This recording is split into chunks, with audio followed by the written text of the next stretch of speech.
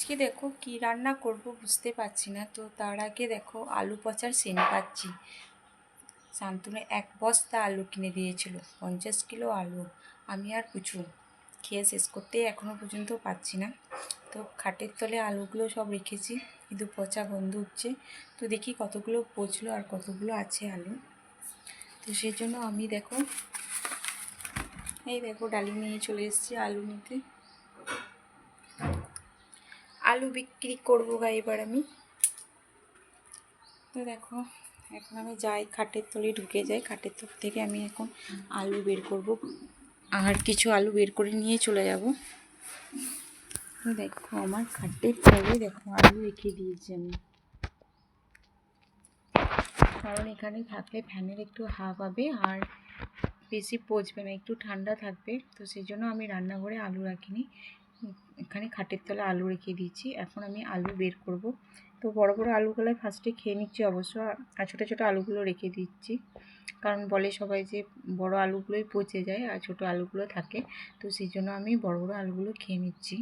তো অনেক আলু খাওয়া হয়ে গেছে, আর বেশি নেই, এখনও 2 মাস যাবে তবে আলুতে।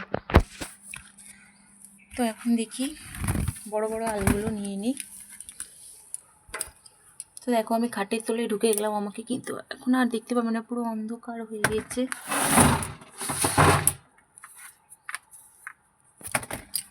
এই যে একটা পচা আলু, দেখো একটা পচা আলু পেয়ে গেছি।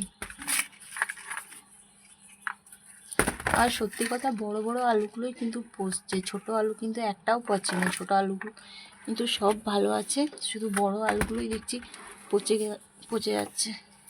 তো সেই জন্য আমি বড় আলুগুলোই আগে খাচ্ছি। কিন্তু বড় আলু খেলেও এত আলু কি খাওয়া সম্ভব? প্রচুর। আর আমার এক বস্তা আলু তোমাদের দাদাভাই কিনে দিয়ে চলে গেছে।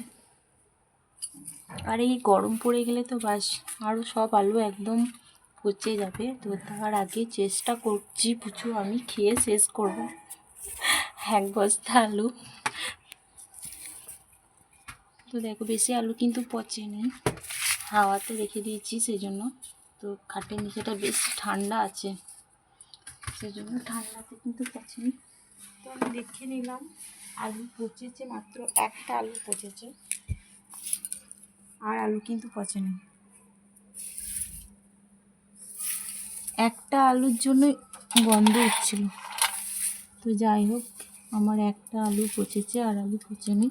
তো আলুগুলো আমি আর একটু ভালো করে সুন্দর করে মিলে দিলাম ফাঁকা ফাঁকা করে, যাতে না আর পচে।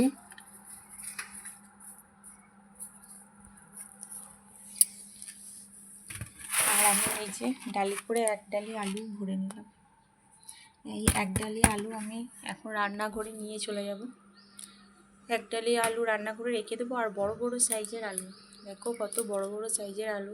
দুটো আলু কাটলেই বাস আমার আর প্রচুর হয়ে যাচ্ছে। আর প্রচুর আলু সেদ্ধ খেতে খুবই ভালোবাসে, তো সেই জন্য আমাকে রোজ আলু সেদ্ধ করতে হয়। আর আমিও খেতে ভালোবাসি।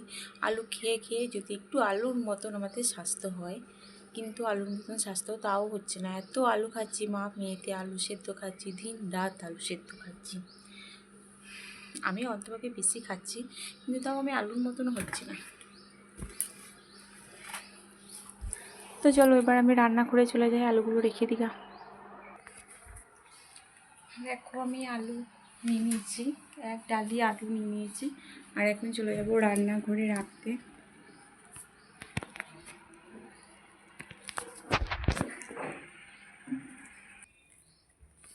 আর চলে এলাম রান্নাঘরে আলু নিয়ে। আর আজকে কী রান্না করবো বুঝতেও পারছি না, কিন্তু সবজি কী আছে সেটাও চেক করে নিই। এই দেখো সবজি আছে, টমেটো আছে, কাঁচা লঙ্কা আছে। কাঁচা লঙ্কা খেতে আমি খুব ভালোবাসি, সেই জন্য কাঁচা লঙ্কায় সবসময় কাঁচা লঙ্কায় রান্নাতে ব্যবহার করি। শুকনো লঙ্কা আমি খুব কম ব্যবহার করি।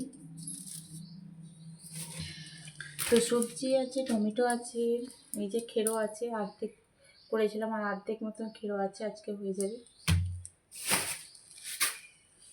আর নিম পাতা খেতে কে কেউ ভালোবাসে, দেখো আমি এত নিম পাতা কিনেছিলাম যে শুকিয়ে এই যে ভরে রেখে দিয়েছি নিম পাতা। মাঝে মধ্যে খেতে ইচ্ছে হলে আলু দিয়ে বা বেগুন দিয়ে তখন ভেজে খাই। আর সবজি আছে, পটল আছে, পটল ভাজা হয়ে যাবে।